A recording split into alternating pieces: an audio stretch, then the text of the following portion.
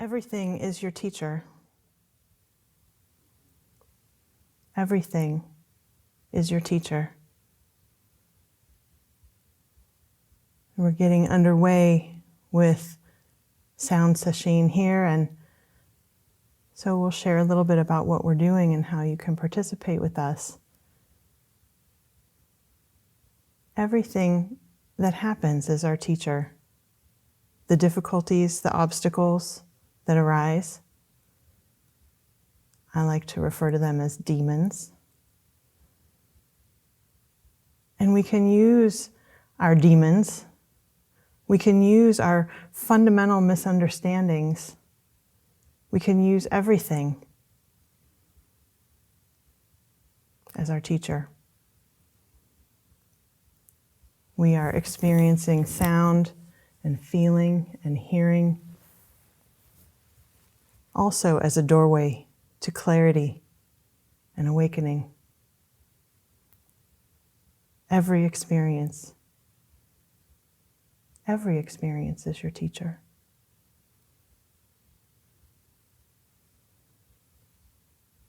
So by day 2 in a sesshin, it's so easy to make mistakes. It's so easy to go unconscious as we learn to live together as one body. I mean, the whole point of a service position is to make mistakes in front of everybody, more or less visibly. And this just does not end. So I'd like to formally apologize to that row over there that I forgot to walk in front of in the morning rounds the other morning. As we engage the same schedule, the same people, everything changes. And within this structure, there's a new chance to pay attention every day, every moment, to bring more awareness, more intentionality, more life.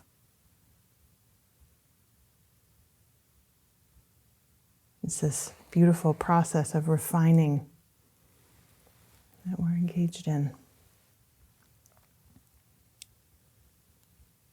It's brave to practice in this way.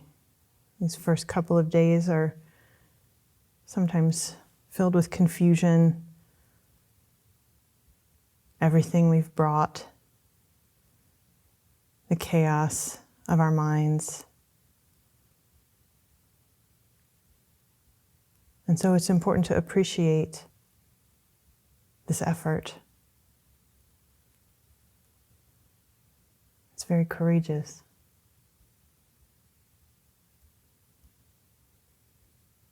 It's amazing to me how visible my own self-centered efforts on getting everything right become.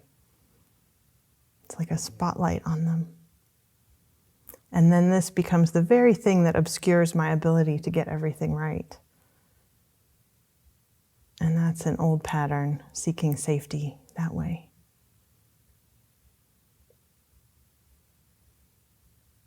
I remember some of the practitioners here, when I first started practicing Sesshin, people who were willing to figure out creative ways to help me. I keep thinking of Dano and how he would sometimes wink across the table, a very skillful act of profound compassion to someone who's struggling with oryoki. It's so beautiful how deep practitioners can be so seamlessly skillful, almost invisible in their support and their generosity.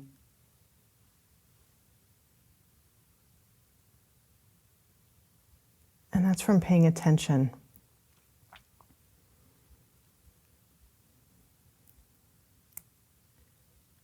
There's so many teachable moments available to us, are there not?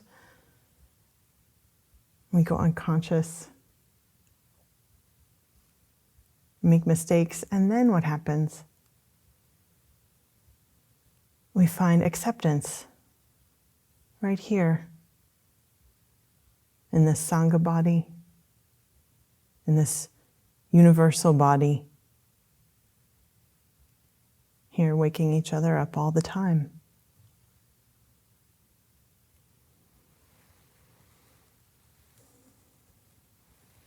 So perhaps the real work is to first be kind to ourselves as we proceed.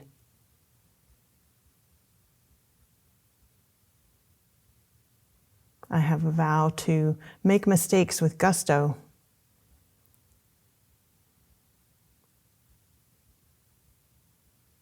And it's good to be reminded of that. Suffering is caused by just a fundamental misunderstanding. I thought reality was one way. Well, it turns out it's this other way. That's all it is. It's just all been a misunderstanding.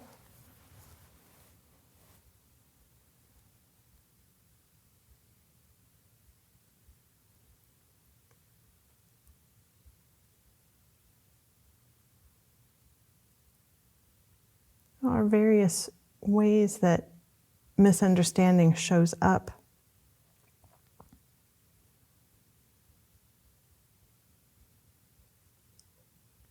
Arises with each of our unique set of karma, each of our lives that we bring, that's brought us here, right here and now. Every single thing that's happened has brought you here.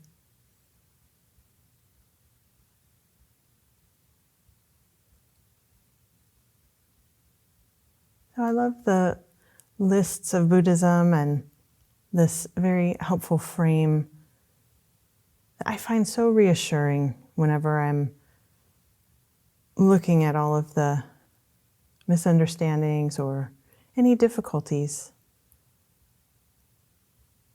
the painful aspects sometimes of practice. The 5 hindrances I find extremely helpful to be reminded of. Greed or desire, wanting things to be different than they are. Aversion or anger, wanting to get rid of things. Restlessness or worry.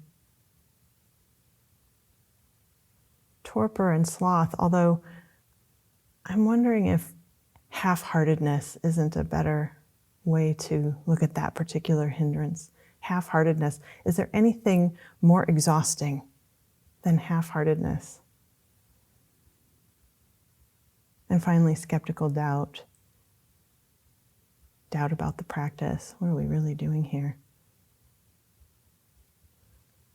So if you check any or all of those boxes, congratulations. You are here. You are here with every teacher whose name we chant, all the way to the Buddha. Each one of these people, these imperfect vessels who have transmitted the Dharma, has struggled with all of these hindrances. You are here with every person who has ever sat here.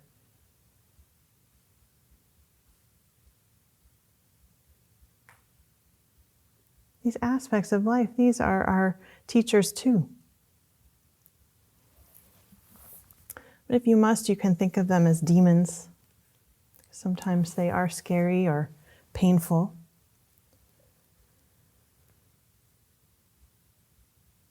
And to turn towards them, even if they are scary or painful. That's our practice. The desire to do everything right, the demon of desire, the desire to always be loved, the desire to always be safe, restlessness and worry. These old patterns of seeking safety. What are your patterns? What are your demons?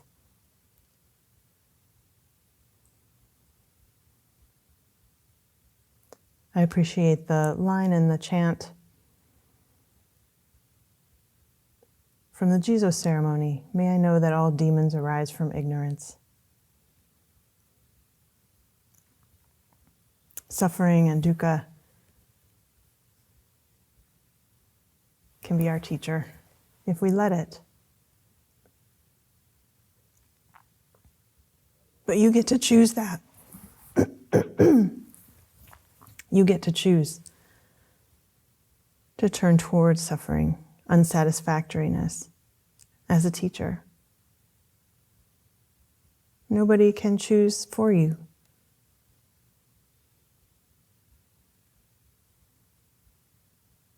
Just because I'm suggesting doesn't make it a requirement. And it may not be time.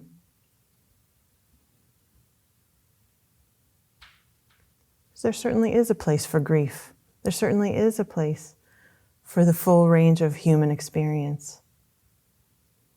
We're not here to eradicate anything. But suffering can be a neon sign pointing to our own misunderstandings, our own ignorance.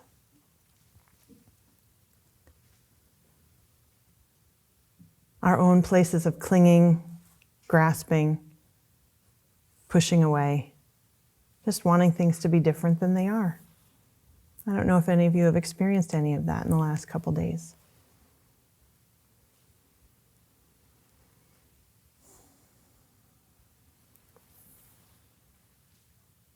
So just getting curious about these patterns in our lives.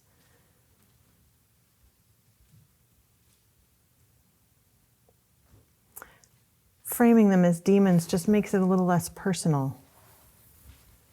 You could even give them the face of a monster, like in Monsters, Inc. or something.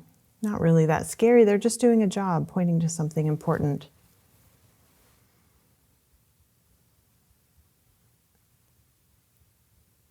How do we make sense of our suffering, and what do we do? How can we allow it to turn us towards what's really true?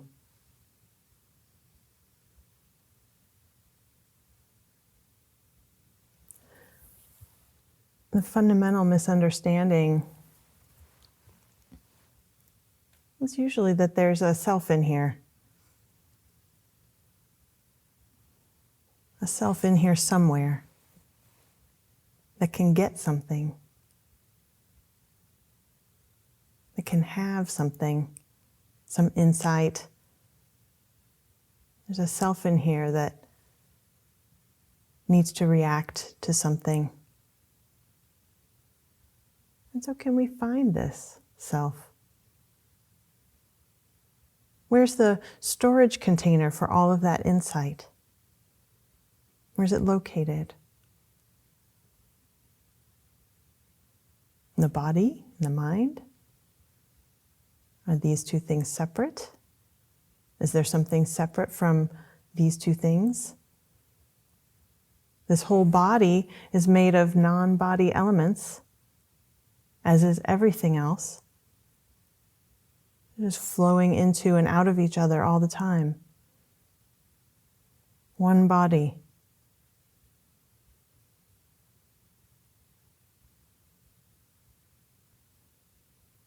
Our minds are not computers. They're not like machines at all. So, for example, a way to test that,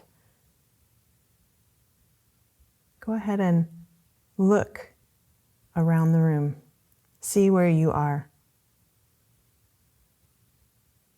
Notice the details. Be in this sense of sight, taking it in, and try to remember everything you see. Store it in that vast memory of computer mind. And now when you're ready, close your eyes and bring back that view as clearly as possible. Every detail, as clear as you can. And now go ahead and open your eyes and see what you missed.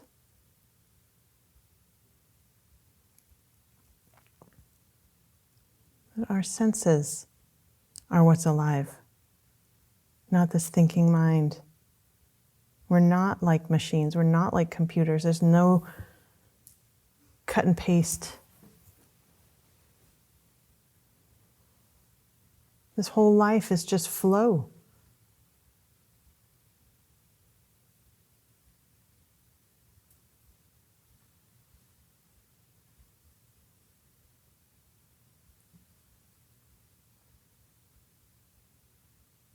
This fundamental misunderstanding leads to suffering. It can be subtle. When self-making arises, there can be a focus on some future me, some better, cooler, enlightened I, me, mine, trying to get somewhere or eradicate something unacceptable, to be a different person. Or when self-making and mind-making arise with grudges and resentments, it can even lead to war. When we're trying to get something,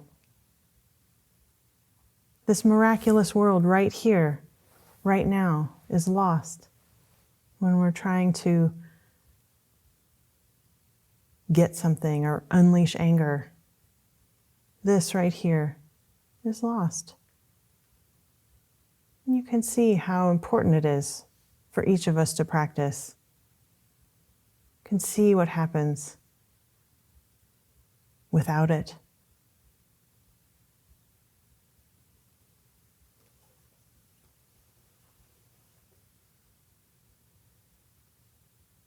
Charlotte Joko Beck retooled the Four Noble Truths. I appreciate her view of them, the truth of suffering, the cause, the end, and the path of cessation of suffering.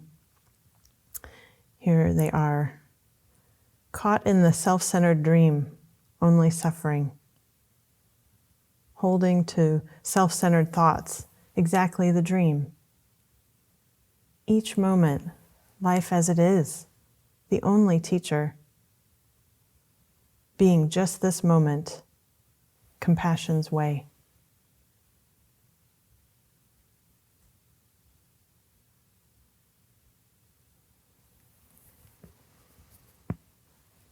So of course, suffering arises.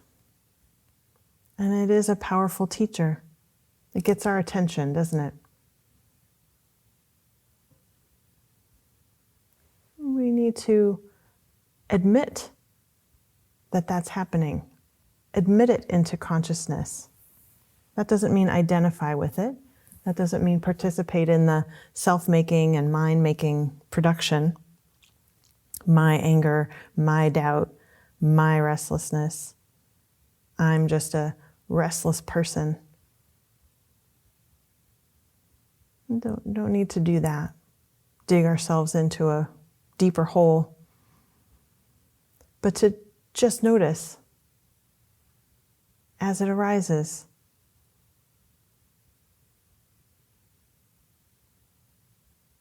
It's an honest reflection. Just being with it breaks the habit of being driven by it. Trying to eradicate is just fighting ourselves with more thinking, more judging, more criticizing. And it's helpful to practice noticing all of this liking and disliking. Our sound practice later will be an opportunity for that, to just notice how it is. What is it? What even is it to be liking and disliking all the time? What's that about?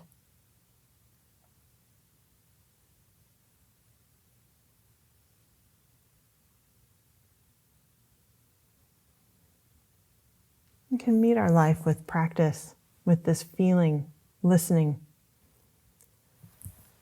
Sensation and sound occur in this moment of aliveness. Sound arises and disappears Where does it come from? And where does it go? The silence all around. We can attend to this as well. Open up some space.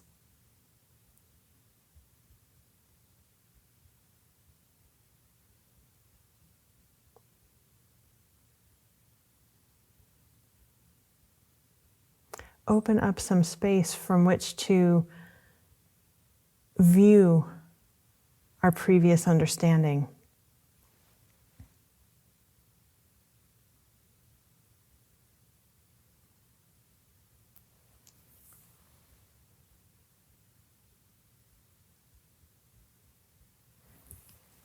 I know that Hogan likes to refer to Daihang Sunim. I know Myoyu is a fan too. She is a Korean Zen teacher.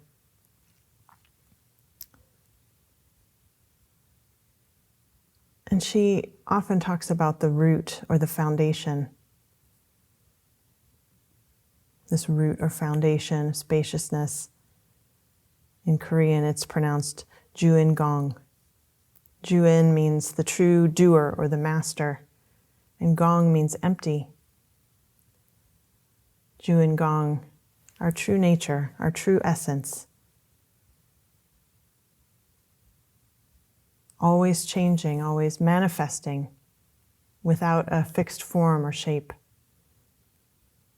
So she compares Juin Gong to the root of a tree, that our bodies, our consciousness are like branches and leaves, but it's the root that's the source of the tree. The root that sustains the visible tree. So in our own experience, we can trace our direct experience, what's visible, what's palpable, what's audible. Trace that direct experience, our own leaves and branches, down to the root.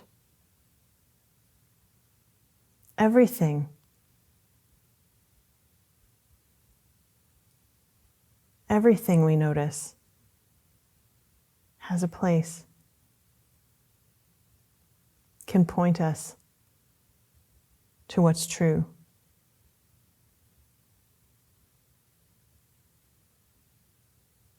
The body of elements in the physical world. Our experience of liking and disliking, pleasant and unpleasant. The labels we put on our experience, the boxes we put things in, and the stories we tell about all of it. At any point we can awaken to this process. It's as important to look at these aspects of experience as anything else. Whatever's here.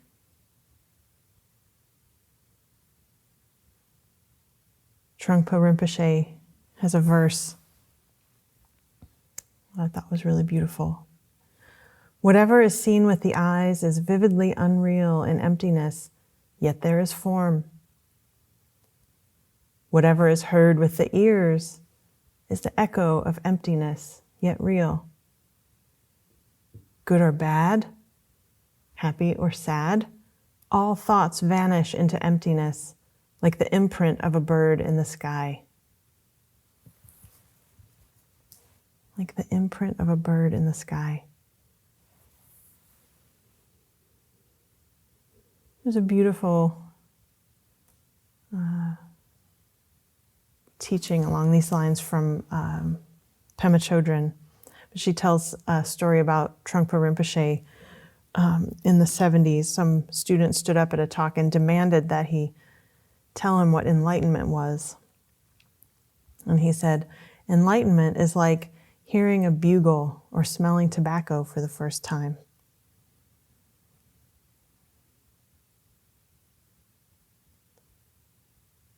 Whatever is heard with the ears is the echo of emptiness.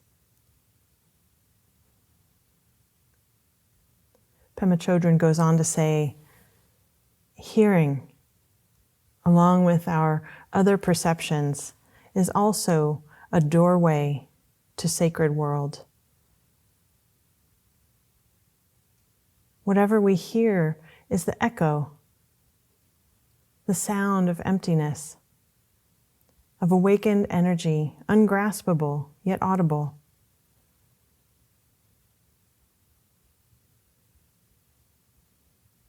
It's also the clear and distinct utterance of the guru, the voice of the teacher. If someone is talking to us, even when we don't like what they're saying, that's not just some ordinary schmuck nattering on, it's the voice of the teacher. The sound of emptiness, of awakened energy manifesting. If a raven outside our window is piercing our eardrums with its raucous cry, that's the sound of awakened energy. The voice of the teacher waking us up.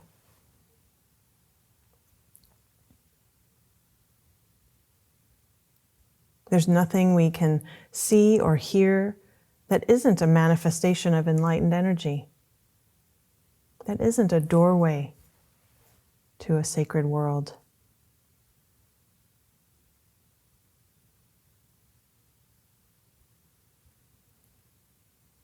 This is a view we commit to when we turn towards the world, turn towards our lives just as it is. And we vow to appreciate ourselves in our world.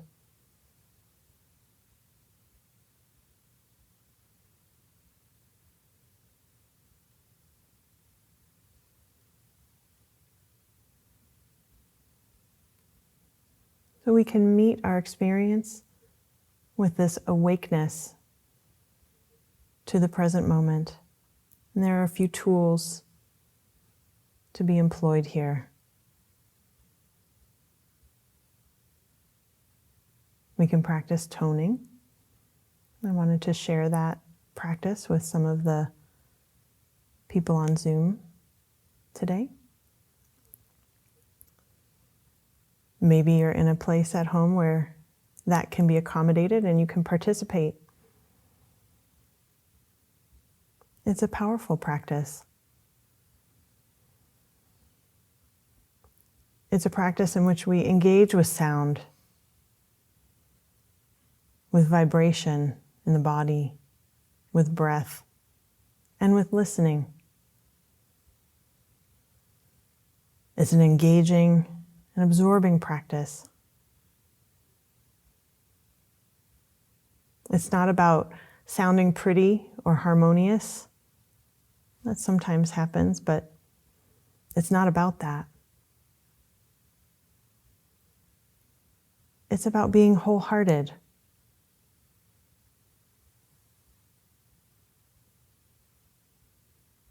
About being open, opening the voice, opening the listening.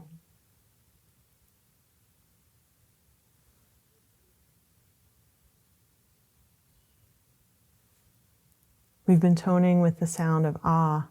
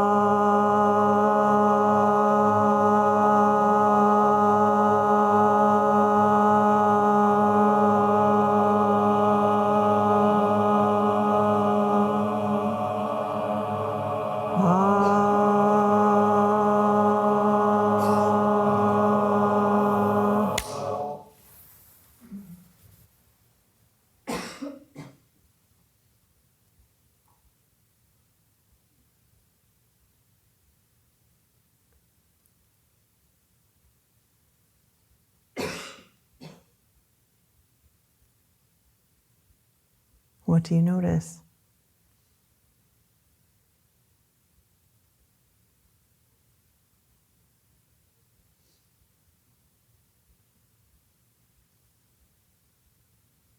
This silence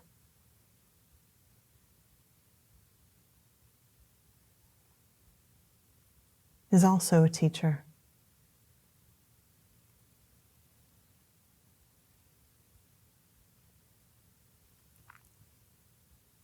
Right here.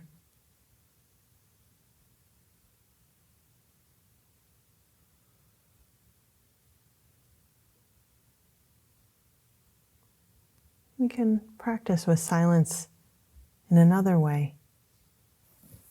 There is a practice called the nada sound, N-A-D-A.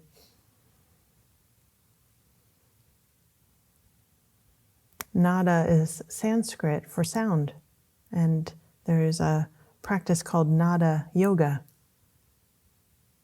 to listen to the sound of silence.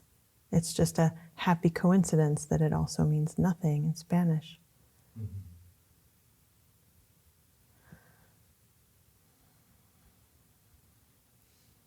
The nada sound can be accessed often when it's fairly quiet.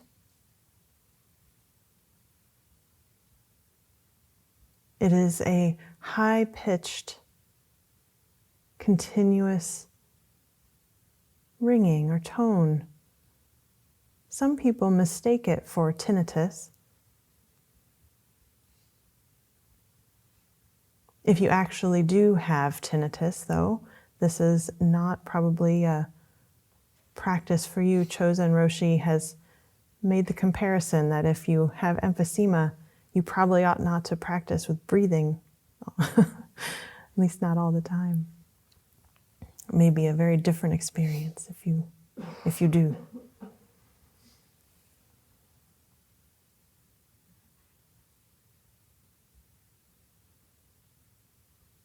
The nada sound, once you tune into it, can be a tremendous support, can be a way to practice with silence.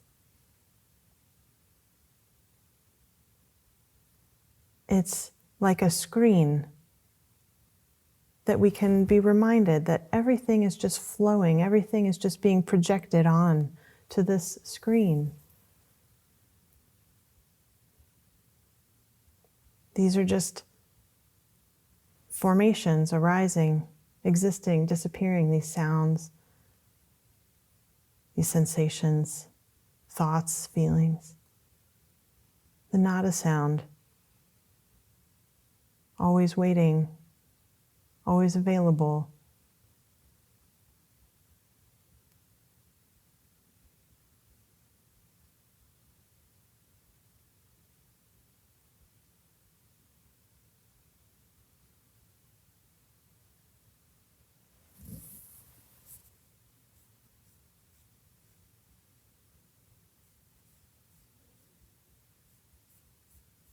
It can be helpful once you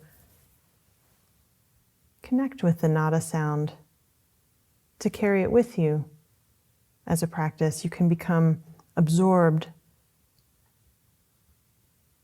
concentrating singularly on the nada sound.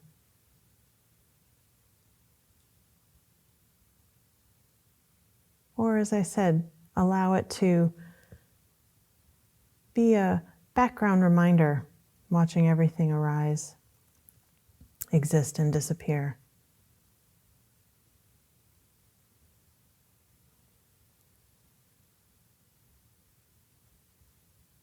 These conditions here at the monastery are quite favorable right now in their quietness. So this may be a available practice. But even if it's not, if you have not encountered the nada sound, or knowingly so, sometimes even just plugging your ears or putting in earplugs, you can hear it, or if you happen to be in the bathtub, putting your head under water might be also a way to connect with that sound.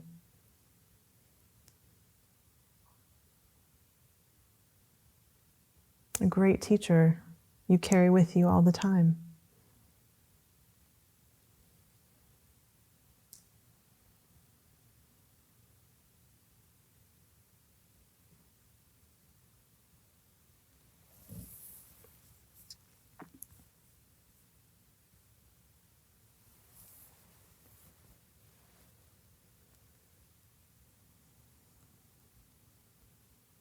So as we continue on, waking each other up, offering each other compassion that arises from this practice, don't dismiss your experience. Your experience is awakened energy manifesting right here, right now.